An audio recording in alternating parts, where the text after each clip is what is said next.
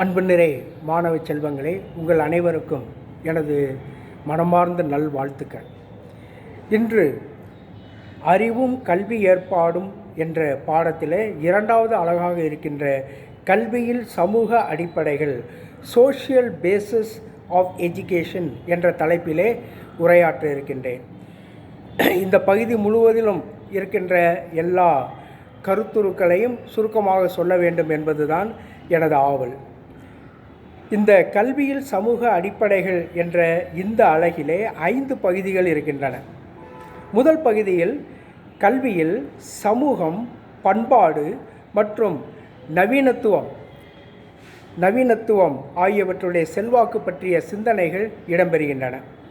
இரண்டாவது பகுதியிலே தொழில்மயமாதல், இண்டஸ்ட்ரியலைசேஷன் மற்றும் மக்களாட்சியினுடைய செல்வாக்கு பற்றிய சிந்தனைகள் இடம்பெறுகின்றன. மூன்றாம் பகுதியில் கல்வியில் தனியால் தன்னாட்சி மற்றும் காரணமறிதல் பகுத்தாய்தலில் செல்வாக்கு பற்றிய சிந்தனைகள் இடம்பெறுகின்றன. நான்காம் பகுதியிலே நவீன விழுமங்களின் தொடர்பில் கல்வியை எவ்வாறு புரிந்து கொள்வது, நேர்மை, நியாயம், சமத்துவம், தனியால் வாய்ப்புகள் என்றால் என்ன என்பது பற்றிய சிந்தனைகள் இடம்பெறுகின்றன. ஐந்தாம் பகுதியிலே டாக்டர் அம்பேத்கர் அவர்களுடைய சிறப்பு நோக்கில் சமூக நீதி மற்றும் கண்ணியம், கௌரவம் பற்றிய சிந்தனைகள் இடம்பெறுகின்றன. இந்த முதல் பகுதியிலே சமூகமும் கல்வியில் அதன் செல்வாக்கும் பற்றி சில சிந்தனைகளை மேற்கொள்வோம். முதலில் சமூகம் என்றால் என்ன? ஒரு குறிப்பிட்ட நிலப்பரப்பில் பொதுவான பண்பாட்டின் அடிப்படையில் மக்கள் ஒன்றிணைந்து உருவாவது சமூகம் என்று சொல்லுகிறோம். சமூகத்தில் தொடர்ந்து தோழமை உணர்வுடன் தொடர்பு கொண்டிருக்கக்கூடிய மக்கள் கூட்டம் அவர்கள் தங்களுக்கென்று சில நியதிகளை, மரபுகளை, வாழ்க்கை நெறிகளை, விழுமியங்களை, வாழ்க்கை தத்துவ கண்ணோட்டங்களை உருவாக்கி கொண்டு செயல்படுவார்கள். ஆகவே சமுதாயத்திலே ஒரு கட்டமைப்பும் கட்டுக்கோப்பும் நிச்சயமாக இருக்கும். சமூகத்தினுடைய ஒரு முக்கிய பண்பாக சொல்லப்படுவது அது ஒரு கருத்து நிலையை தாங்கி நிற்கிறது என்று. எடுத்துக்காட்டாக நமது இந்திய சமூகம் மக்களாட்சி என்ற தத்துவ கண்ணோட்டத்தை உயிராக மதித்து செயல்படுகிறது. அடுத்து கல்விக்கும் சமூகத்திற்கு என்ன தொடர்பு இருக்கிறது என்று பார்ப்போம். சமூகத்தின் செல்வாக்கு கல்வியை மிக நல்ல முறையிலே பாதிக்கிறது. சமூகத்தினுடைய செல்வாக்கு சமூக கல்வி வளர்ச்சிக்கு வித்திடுகிறது. அதே வேளையிலே கல்வி சமூக வளர்ச்சியுடைய மாற்றத்திற்கு உதவுகிறது. ஆகவே கல்வியும் சமூகமும் ஒன்றை ஒன்று சார்ந்து வளர்ச்சி பெறுகின்றன. சமூகத்தில் ஒருவர் மற்றவர் மீது இடைவினையாற்றும் போது, அதாவது தோழமை உணர்வு கொண்டு உரையாடும் போது, ஒருவரை பார்த்து மற்றவர் பலவற்றை கற்றுக்கொள்ள வேண்டும் என்ற உணர்வு ஏற்படுகிறது. உன் நண்பன் யார் என்று சொல், நீ யார் என்று நான் சொல்லுகிறேன் என்று பெரியவர்கள் சொல்வதுண்டு. இதற்கு காரணம் தோழமை உணர்வில் ஒருவருடைய குணநலன்கள் மற்றவர்களிடம் ஆதிக்கம் செலுத்த தொடங்குகிறது.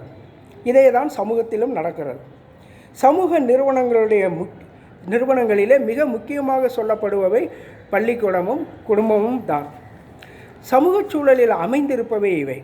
சமூகத்திலே ஒரு பகுதியாக செயல்படுபவை தான் இந்த பள்ளிக்கூடமும் குடும்பமும். குழந்தைகளுடைய கல்வி முதலிலே குடும்பத்தில் தான் உதயமாகிறது. குழந்தைகளுடைய பேச்சு, மொழி, அறிவு வளர்ச்சி, நடத்தைகள் எல்லாவற்றையும் குடும்பத்தில் தான் கற்றுக்கொள்கிறது. சுற்றியுள்ள சமுதாய சூழலில் தோழர்கள், நண்பர்கள், பெரியவர்களுடன் பழகும்போது சமுதாயத்தின் பல்வேறு சமூக பண்புகளை அவர்கள் கற்றுக்கொள்கிறார்கள். பள்ளியே ஒரு சமூகமாகத்தான் விளங்கி கொண்டிருக்கிறது. வெறும் ஏட்டுக்கல்வியை கற்பது மட்டுமல்ல, சமூக பண்புகளையும் சேர்த்தே அது கற்றுத்தருகிறது. வெறும் ஏட்டுக்கல்வி மாணவர்களை சமூகத்தில் வாழ தகுதியற்றவர்களாக மாற்றிவிடும். அவர்களுடைய படைப்பாற்றல் இல்லாதவர்களாக, ஆகவே வேலைவாய்ப்பு இழந்தவர்களாக கூட அது மாற்றிவிடும். கல்வியின் மூலம் மக்களுக்கு எது சரி எது தவறு என்று கற்றுக் கொடுக்கப்படுகிறது. கலைப்பாடங்கள், வரலாறு மற்றும் மொழிப்பாடங்கள் வழியே மக்களுக்கு பண்பாட்டினையும் நம்பிக்கையையும் அங்கு வாழும் மக்களை பற்றியும் அது எடுத்துரைக்கிறது. சமூகத்தினுடைய நியதிகள், உறவு பண்புகள், விழுமங்கள் யாவும் கல்வி நிலையங்கள் வழியாக மாணாக்கருக்கு கற்பிக்கப்படுகிறது. யதார்த்தமாக சமூகத்தில், குடும்பத்தில் மற்றவருடன் பழகும்போது ஒரு இயல்பான கற்றல், இன்ஃபார்மல் லேர்னிங் என்று சொல்வார்கள், அது ஏற்படுகிறது. ஊடகங்களும் கூட மறைமுகமாக சமூகத்தினுடைய போக்குகளை இந்த இயல்பான முறையிலே மாணவர்களுக்கு கற்றுத்தருகிறது என்று நாம் சொல்லலாம். தேசிய மாணவர் படை, சாரணர் இயக்கம், பசுமை இயக்கம், நாட்டு நல பணித்திட்டம் போன்ற அமைப்புகள் மூலம் கீழ்ப்படிதல் என்ற குணத்தை மாணவர்கள் கற்றுக்கொள்கிறார்கள். சமூகத்திற்கு பணி செய்வது எப்படி என்று கற்றுக்கொள்கிறார்கள். சுற்றுச்சூழலை எப்படி பாதுகாப்பது என்ற நல்ல குணங்களை எல்லாம் அவர்கள் பெற்றுக்கொள்கிறார்கள். மொத்தத்தில் குழந்தையினுடைய முழுமையான ஆளுமை பண்பு வளர கல்வியில் சமூகத்தின் செல்வாக்கு வழி செய்கிறது.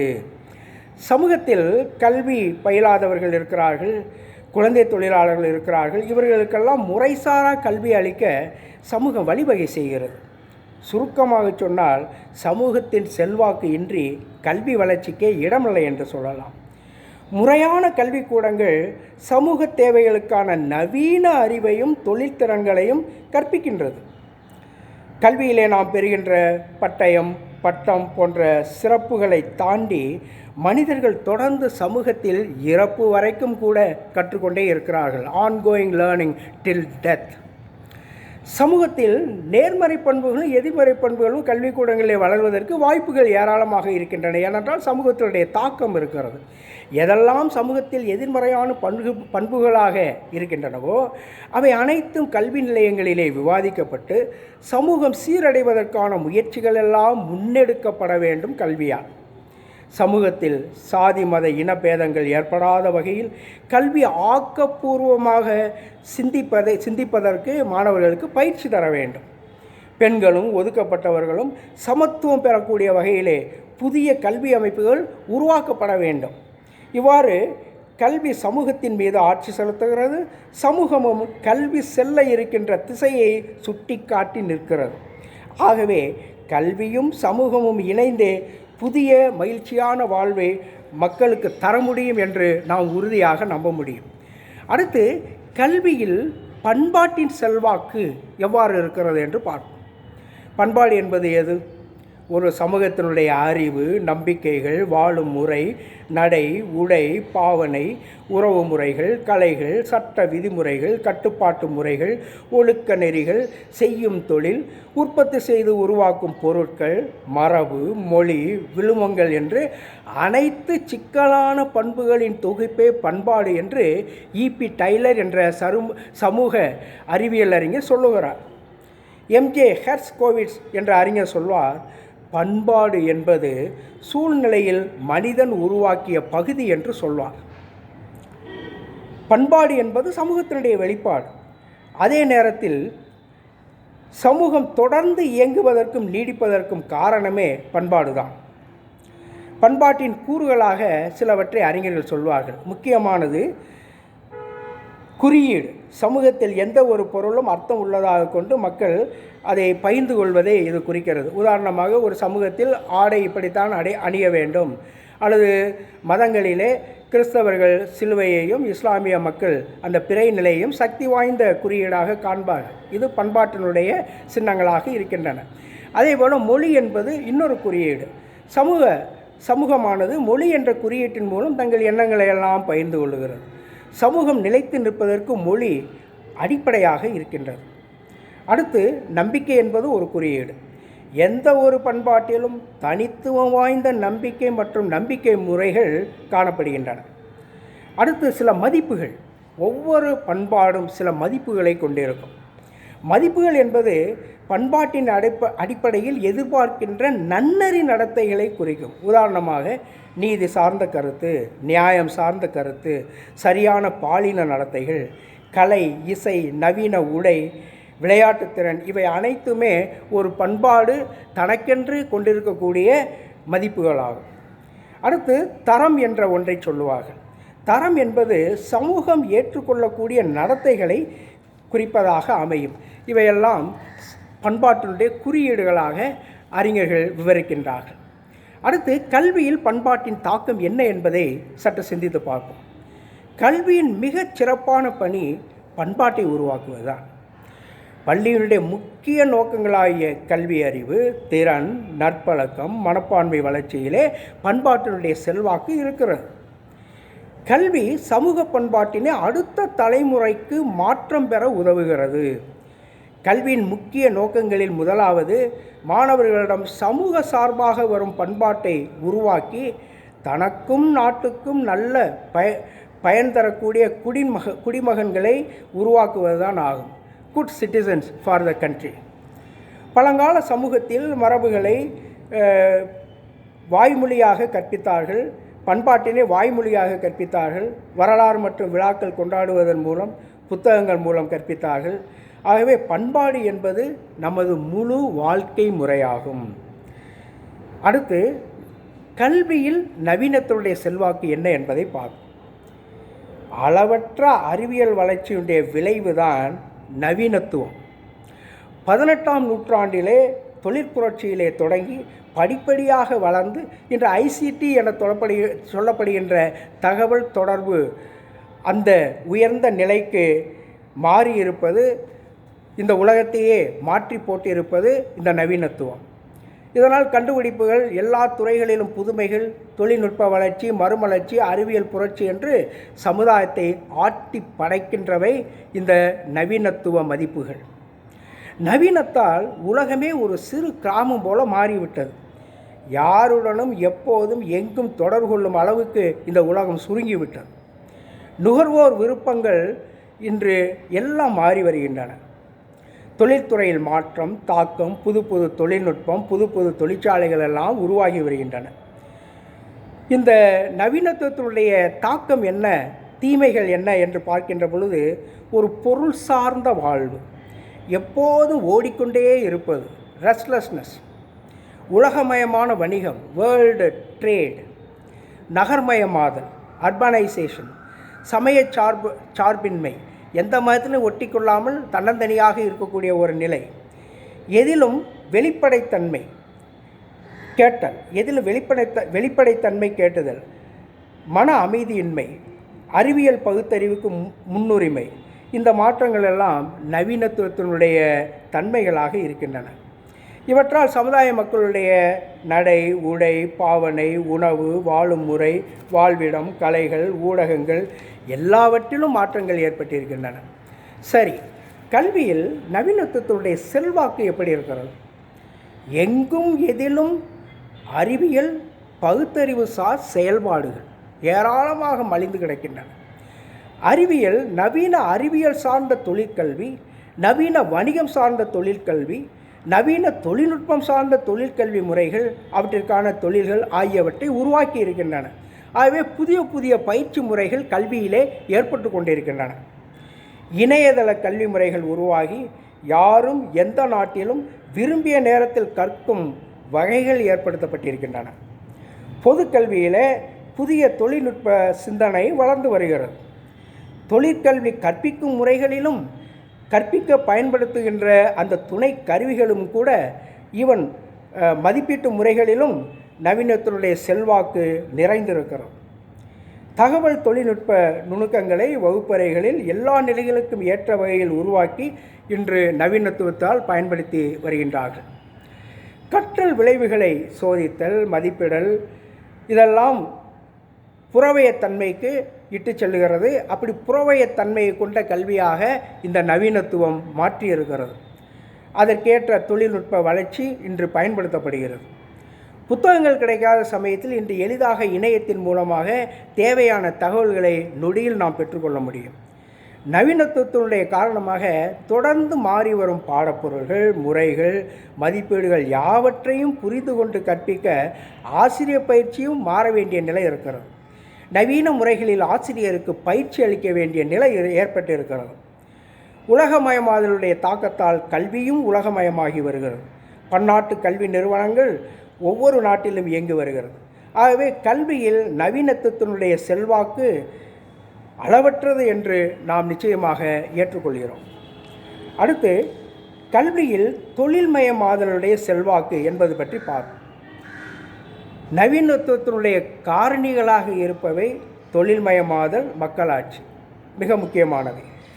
தொழிற்புரட்சி காலத்திலிருந்து இந்த ஐசிடி காலம் வரை தொழில்கள் பெருகி மக்களுடைய உழைப்பு குறைக்கப்பட்டு இயந்திரங்கள் மூலமாக எந்த தொழிலையும் செய்வதற்கான நடவடிக்கைகள் இன்று மேற்கொள்ளப்படுகின்றன. ஆகவே மக்களுடைய உழைப்பு புறக்கணிக்கப்படுகின்றது. விவசாயத்தில் கூட மக்களை கொண்டு செய்த பணிகள் எல்லாம் இன்று இயந்திரங்கள் செய்யக்கூடிய ஒரு நிலை ஏற்பட்டிருக்கிறது. எல்லா நுகர்வுப் பொருட்களும் தொழிற்சாலைகளில் தான் இன்று உற்பத்தி ஆகின்றன. வங்கி பயன்பாடு கூட தொழில்நுட்ப இயலின் உதவியுடன் தான் இன்று நடைபெற்று கொண்டிருக்கிறது. எல்லாவற்றையும் எளிதாக்க வேண்டும் என்ற ஒரு எண்ணம் மட்டுமே இந்த நவீனத்துவத்திலே மேலோங்கி கிடக்கிறது. அடுத்து கல்வியில் தொழில்மயமானுடைய செல்வாக்கு என்ன என்பதை பார்ப்போம். தொழிற்சாலையில் பல நவீன இயந்திரங்களை கொண்டு செயல்படுகின்றன. இந்த நவீன இயந்திரங்களை இயக்குவதற்கான ஒரு அறிவாற்றல், நுண்ணறிவு தேவைப்படுகிறது. அப்படியானால் கல்வியிலேயே கல்வி ஏற்பாட்டின் மூலமாக அதை செய்ய வேண்டியிருக்கிறது. ஆகவே இப்போது இருக்கக்கூடிய கல்வி ஏற்பாட்டை முற்றிலுமாக மாற்றி இந்த புதிய சிந்தனைக்கு இடமளிக்க வேண்டிய ஒரு போக்கு இன்று ஏற்பட்டிருக்கிறது. ஆகவே புதிய தொழில் முறைகள் பற்றிய சிந்தனைகளை உள்ளடக்கிய கல்வி திட்டமாக இது இருக்கிறது. எப்படிப்பட்ட இயந்திரங்களை எப்படி இயக்க வேண்டும் என்பதை பற்றிய அறிவை தரக்கூடிய கலைத்திட்டமாக இன்று எல்லா கல்லூரிகளிலும் உருவெடுத்திருக்கிறது. இன்று உயர்நிலைப்பள்ளி, பள்ளிகளிலே கூட கல்வி ஏற்பாடு மாறி இருக்கிறது. தொழில் சார்ந்த கல்வியை மாணவர்களுக்கு கொடுக்கக்கூடிய வகுப்புகள் எல்லாம் இன்று நடைபெற்று கொண்டிருக்கின்றன. வீட்டில் பயன்படுத்தக்கூடிய பொருட்களுடைய உற்பத்தி அளவு கடந்தது. நிறைய பொருட்கள் உற்பத்தி ஆகின்றன. அவற்றை விற்பனை செய்யும் பொழுது அவற்றை பராமரிப்பதற்கு பல்வேறுபட்ட கீழ்நிலை பணியாளர்கள் தேவைப்படுகிறார்கள். இவர்களுக்கென பயிற்சியை தருவதற்கு தொழிற்பள்ளிகள், தொழில்நுட்ப கல்லூரிகள் தேவைப்படுகின்றன. ஆகவே முற்றிலுமாக கல்வி மாற்றியமைக்கப்பட வேண்டிய ஒரு நிலையில் இருக்கிறது. ஆகவே இத்தகைய பாட மாற்றங்கள், பயிற்சி மாற்றங்களை செய்தால்தான் பிற நாடுகளின் அளவுக்கு இந்தியாவும் முன்னேற்றம் காணும். அடுத்து கல்வியில் மக்களாட்சியுடைய செல்வாக்கு என்ன என்பதை பார்ப்போம். மக்களாட்சியில் மக்களிடமே ஆட்சியை நடத்தும் சக்தி இருக்கிறது. டெமோக்ரஸி என்ற ஆங்கில சொல்லுக்கு கிரேக்க மொழியிலே மக்கள் சக்தி என்றுதான் பொருள். மக்களுக்காக, மக்களால் தேர்ந்தெடுக்கப்படுவோரால் மக்களுக்காக ஆட்சி நடைபெறுவது மக்களாட்சி என்று வரையறுக்கப்படுகிறது. மக்களாட்சி குறையின்றி சிறப்பாக நடைபெற வேண்டுமென்றால் அதன் அடிப்படையிலான அரசியல் நிர்ணய சட்டத்தில் உள்ள மக்களுடைய உரிமைகளையும் கடமைகளையும், ஆட்சி முறையில் பல்வேறு வழிமுறைகளையும் மக்கள் தெரிந்து கொண்டிருக்க வேண்டும். முக்கியமாக இளம் வயதில் மாணவர்கள் அறிந்தே ஆக வேண்டும். ஆகவே கல்வியில் மக்களாட்சியுடைய செல்வாக்கு எப்படி இருக்கிறது? மக்களாட்சி முறையாக நடைபெற வேண்டுமென்றால் மக்கள் எல்லாரும் நன்கு கற்று நல்லவர் கெட்டவர் என்று மக்கள் பிரதிநிதிகளை பிரித்துணரும் ஆற்றல் பெற்றிருக்க வேண்டும். பிரித்துணரும் ஆற்றல் பெற்றிருந்தால்தான் நிர்வாகம் நல்ல முறையில் நடந்து அந்த குடியாட்சியினால் மக்களுக்கு பயன் விளையும் என்ற ஒரு அடிப்படை அறிவு அனைவருக்கும் கல்வியால் தரப்பட வேண்டும். தொடக்கப்பள்ளியில் அனைவருக்கும் இலவச கல்வி திட்டம் அரசியல் நிர்ணய சட்டத்தின் வழியாக கொண்டு வரப்பட்டிருக்கிறது. 10 ஆண்டுகளில் 14 வயது வரை உள்ள அனைவருக்கும் கல்வி தர வேண்டும் என்ற முயற்சி இன்றும் முழுமை பெறாமல் இருக்கிறது. இன்று புதிய கல்வி திட்ட முறையால் 3 வயதிலிருந்து 18 வயது வரைக்கும் இலவச கல்வி திட்டம் என்பது வரையறுக்கப்பட்டிருக்கிறது. இடையில் விட்டு போவரை பள்ளிக்கு கொண்டு வந்து கல்வியை அவர்கள் தொடரவும், தோல்வியடைந்தவர்களை குறைக்கவும் பல திட்டங்கள் இன்று கல்வி நிறுவனங்கள் தீட்டப்பட்டு கொண்டிருக்கின்றன. வயது வந்தோர் பலர் அடிப்படை கல்வி அறிவு இல்லாதவர்களாக இருப்பதால் அவர்களுக்கென பல்வேறு திட்டங்கள் வகுக்கப்பட்டு நிறைவேற்றப்பட்டு கொண்டிருக்கின்றன. உதாரணமாக வயது வந்தோர் கல்வி திட்டம், அடல்ட் எஜுகேஷன், தேசிய வயது வந்தோர் கல்வி திட்டம், தேசிய எழுத்தறிவு இயக்கம், இரவு பள்ளிகள், கிராமப்புற எழுத்தறிவு இயக்கம், பெண்களுக்கான முறைசாரா கல்வி, இப்படி பல்வேறு திட்டங்கள் இன்று செயல்பட்டு கொண்டிருக்கின்றன.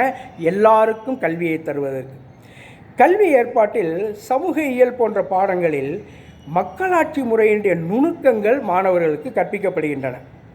தேர்தல் முறை எவ்வாறு நடக்கிறது என்பதை காட்டுவதற்காக மாணவ பிரதிநிதிகள் தேர்தல் வழியாக தேர்ந்தெடுக்கப்படுகின்றன.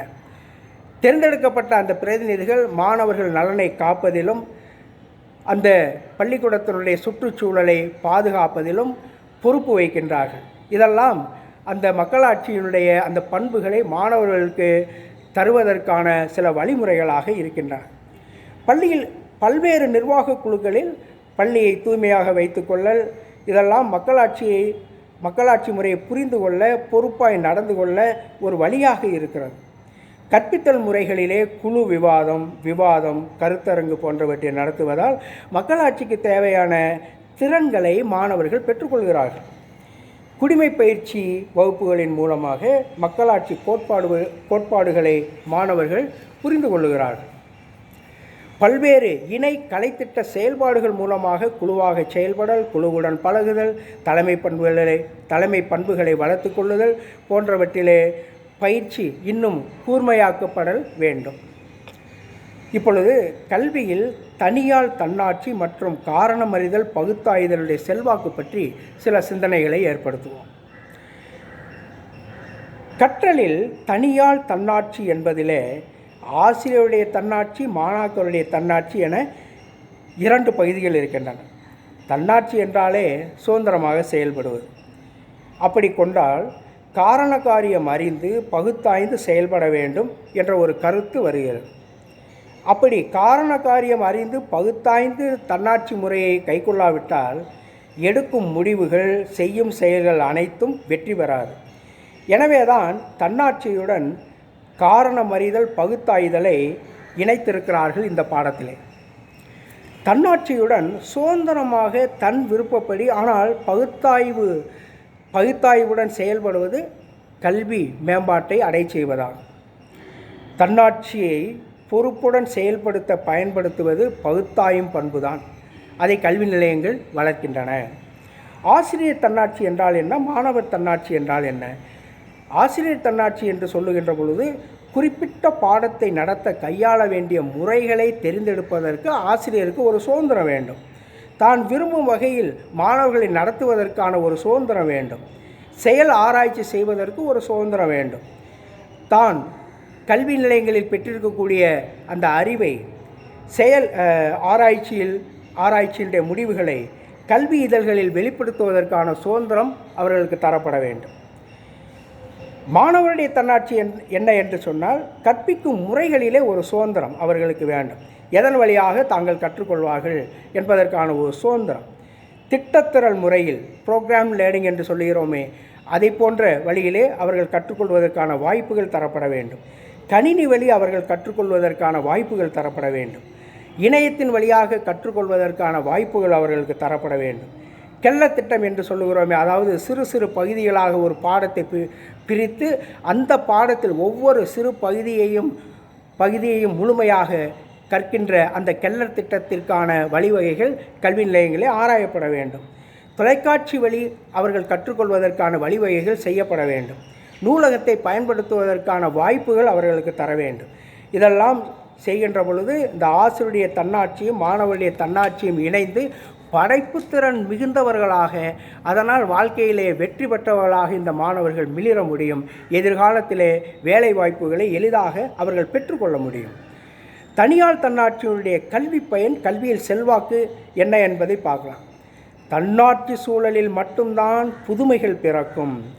கல்வி, கற்பித்தல், கற்றல் இரண்டுமே சிறக்கும். தானாக காரண காரியம் உணர்ந்து பொறுப்புடன் கற்பித்தால் கற்றல் நடைபெறும். தானாக காரண காரியம் உணர்ந்து பொறுப்புடன் கற்பித்தால் கற்றல் நடைபெறும், படைப்புத்திறன் மிகும். அப்போதுதான் கற்றல் தெளிவாகவும் பயன்படும் வகையிலும் அமையும். சுதந்திரமாக செயல்படுவதால் ஆசிரியரும் மாணவர்களும் படைப்பாற்றலுடன் செயல்படுவார்கள். தனக்கும் நாட்டிற்கும் பயன்படும் விளைவுகள் ஏற்படும். மாணாக்கர்கள் வாழ்க்கையிலே பணிச்சூழலில் யார் மீதும் சார்ந்திராமல் தனது சொந்த காலிலே நிற்கக்கூடிய ஒரு செயல்திறன் அவர்களுக்கு கிடைக்கும். ஆசிரியர் மாணாக்கருடைய தன் மதிப்பு, செல்ஃப் எஸ்டீம் கூடும். அதனால் மன உறுதியுடன் செயல்படக்கூடிய திறன் கல்வி நிலையங்களிலே உயரும். அடுத்து 4ஆம் பகுதியிலே இருக்கின்ற நவீன விழுமங்களின் அடிப்படையில் எவ்வாறு கல்வியை புரிந்து கொள்வது என்று பார்ப்போம். விழுமங்கள் என்றால் உயரிய சீரிய பண்புகள்.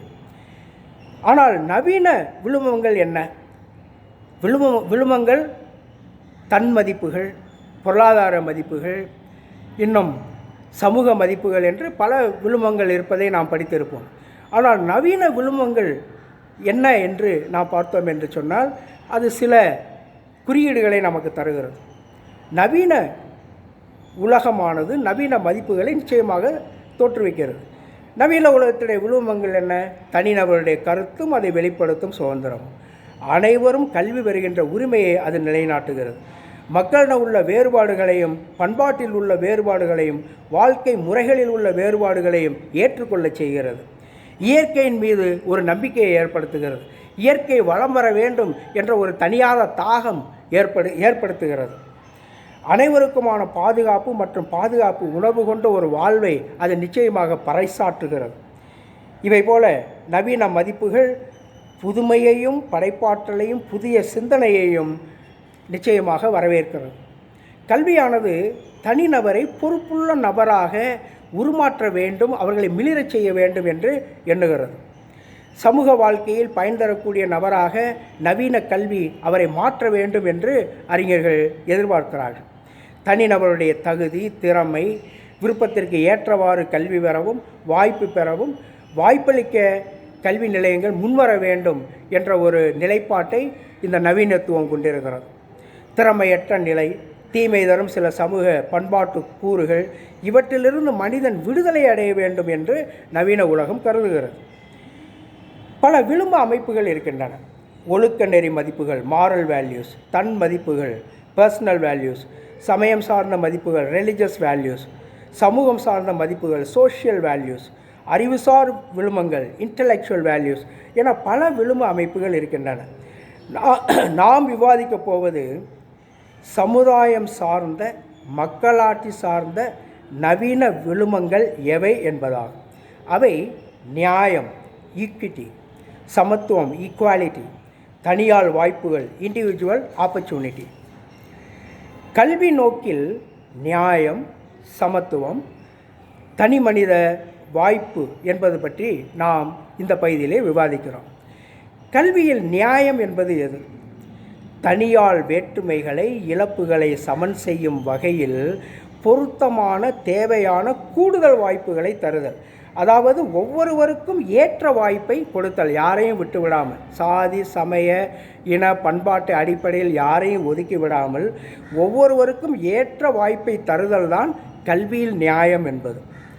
ஆகவே கல்வியில் சமத்துவம் என்றால் என்ன? சம வாய்ப்பு, எல்லாருக்கும் எந்தவித வேறுபாடின்றி அவர்களுக்கு தேவையான கல்வி வாய்ப்புகளை தருதல் என்பதுதான் கல்வியில் சமத்துவம் என்பது. இது சாதி, மத, இட வேறுபாடுகளை கடந்த கல்வி வாய்ப்புகள் என்று நாம் சொல்லலாம். ஆகவே நியாயத்திற்கும் சமத்துவத்திற்கும் ஒரு பெருத்த வேறுபாடு இருக்கிறது. நியாயம் இஸ் ஈக்குவல் டு சம வாய்ப்புகள் ப்ளஸ் வேற்றுமைகளை, இழப்புகளை சமன் செய்ய அளிக்கும் கூடுதல் வாய்ப்புகள். இதை வேறு வார்த்தையில் சொல்வதானால் முழுமையான சமத்துவம் என்பது சமத்துவம் மற்றும் ஒவ்வொருவருக்கும் ஏற்ற வாய்ப்பை அளித்தல் என்ற அந்த இரண்டினுடைய கூட்டாக மொத்தமாக இருப்பது தான் முழுமையான சமத்துவம். இந்த தனியால் வாய்ப்புகள் என்றால் என்ன? சமநிலையில் யாவருக்கும் அளிக்கப்பட்ட வாய்ப்புகளோடு ஒதுக்கப்பட்டவர்களுக்கு, வேறுபாடு உள்ளவர்களுக்கு கூடுதலாக நாம் தரும் வாய்ப்புகள் தான் தனியால் வாய்ப்பு என்று சொல்லப்படுகிறது. இந்த வகையிலே சட்டப்பிரிவு 21A கல்வி பெறும் உரிமை இதன் வழியாக உருவாக்கப்பட்டிருக்கிறது. கல்வியில் சம வாய்ப்பினுடைய அவசியமும் முக்கியத்துவம் என்ன? இந்தியா மக்களாட்சி நாடு. சட்டப்படி ஒவ்வொருவரும் கல்வி பெற்று முன்னேறுவதற்கு சம உரிமை உண்டு. அனைவரும் சமமாக கல்வி வாய்ப்பு பெறுவதன் மூலம்தான் சமதர்ம சமுதாயத்தை உருவாக்க முடியும். சம வாய்ப்புடன் அனைவரும் முன்னேறினால்தான் சமூக அமைதியின்மை ஏற்படாது, சமூகத்தில் வளம் ஏற்படும், சமூகம் மலரும். எல்லா குழந்தைகளும் அவரவர் முழு திறமையை வெளிக்கொணர்ந்து மேம்படுவார்கள். மக்களாட்சி முறையிலே அடித்தட்டு மக்களும் முன்னேறுவதற்கான வாய்ப்பு இப்படி கல்வியிலே சம வாய்ப்பின் மூலம் ஏற்படுகிறது. மனித வளம் முழுமையாக வளர்ந்து நாடு மேன்மையடையும். சமூக விழிப்புணர்ச்சி தோன்றி சமூக சுரண்டல்கள் குறையும்.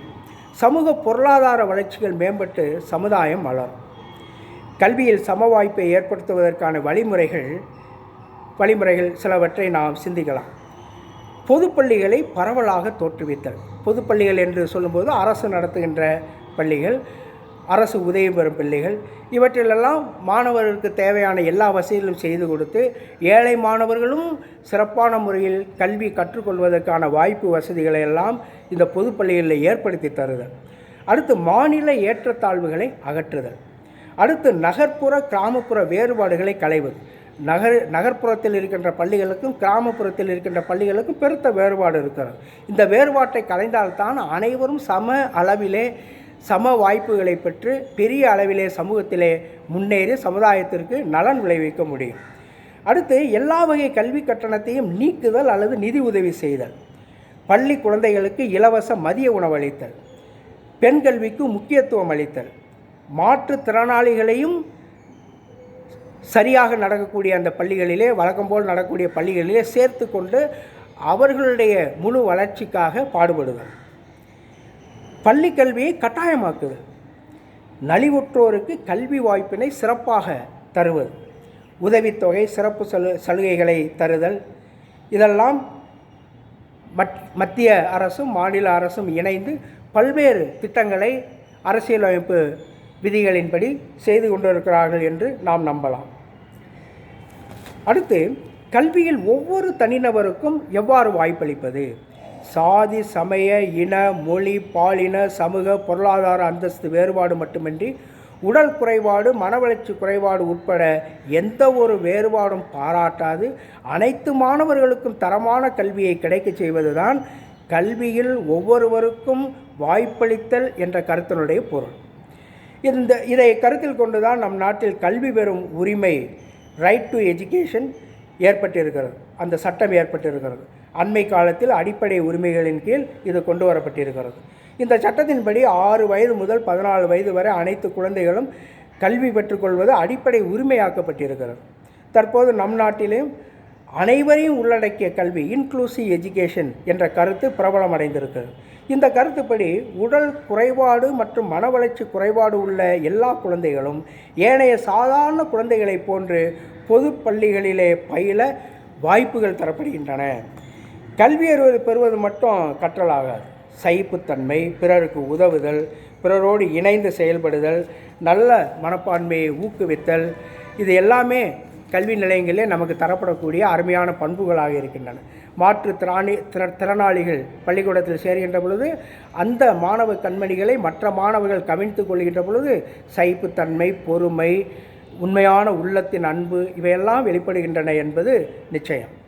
அடுத்து அம்பேத்கருடைய சிறப்பு நோக்கிலே சமூக நீதி மற்றும் கண்ணியம், கௌரவம் பற்றி சற்றே விவாதிப்போம்.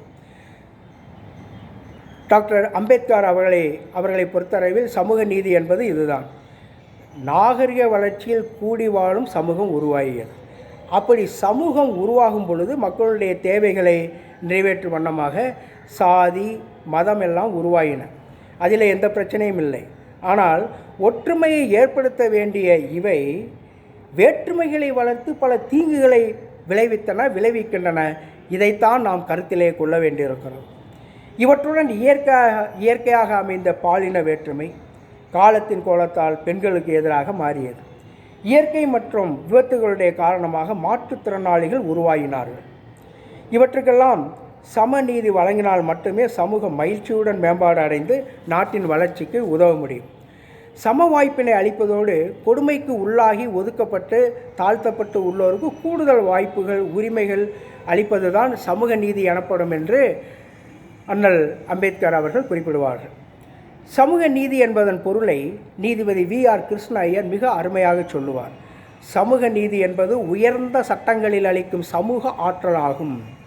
சமூக பொருளாதார ஏற்றத்தாழ்வுகளை அகற்றி சம மதிப்பையும் வாய்ப்புகளையும் எல்லாருக்கும் வழங்குவதாகும் என்று அவர் சொல்வார். அதேபோல் ஜான் ரால்ஸ் என்ற மேற்கத்திய அறிஞர் சொல்வார், அனைவருக்கும் சம மதிப்பை வழங்குவதற்காக மிக தாழ்ந்த நிலையில் உள்ளவர்களுக்கும் நீதி கிடைக்க, பாதுகாப்பு அளிக்க, அவர்களை வேறுபடுத்தி வாய்ப்பளிக்கலாம். இந்த SC ST ட்ரைபல் ஸ்காலர்ஷிப் என்றெல்லாம் சொல்வது இதன் நிமித்தமாகத்தான். அடுத்து கண்ணியம், கௌரவம் என்றால் என்ன? தனிநபர் கண்ணியம் என்பது ஒருவர் சமூகத்தில் பிறரால் மதிப்புடன் நடத்தப்படல், சமமாக கருதப்படல், சம அளவில் சமூகத்தில் பங்கேற்பதற்கான அனுமதி தருதல், கருத்து பரிமாற்றம் முதல் உறவு பரிமாற்றம் வரை அனைத்து தளங்களிலும் சமமாக அவரை பார்த்தல். இதுதான் தனிநபர் கண்ணியம் என்று நாம் சொல்லுகிறோம். தனிநபர் கண்ணிய குறைவிற்கான காரணங்கள் இருக்கின்றன. அவை நமக்கு நன்றாக தெரியும். அவை பிறரால் சுமத்தப்படுபவை.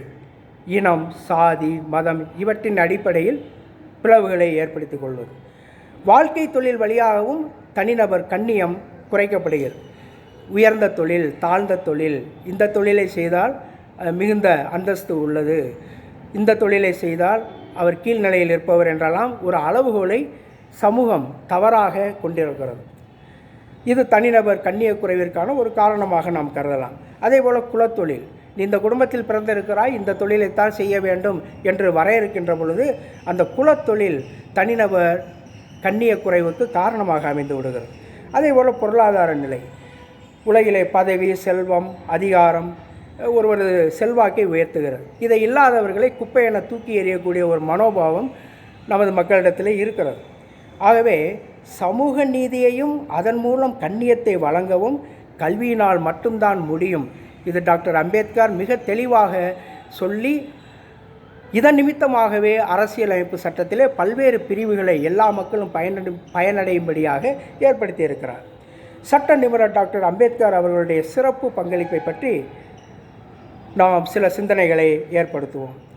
தாழ்த்தப்பட்ட சமூகத்தில் பிறந்து வறுமையின் கொடுமையால் சிக்கி தவித்து தன் முயற்சியால் இந்திய பெருங்கட்டத்தினுடைய அரசியல் நிர்ணய சட்டத்தை உருவாக்கக்கூடிய ஆற்றல் பெற்றவர்தான் டாக்டர் அம்பேத்கர்.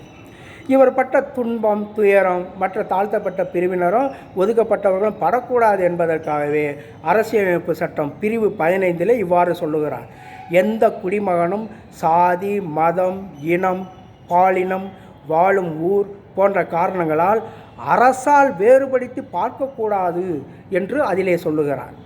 இந்த பிரிவின்படி எந்த பொது இடங்களிலும் தாழ்த்தப்பட்டவர் என்ற காரணத்தால் அனுமதி மறுக்கப்படக்கூடாது என்று இந்த விதி சொல்லுகிறது.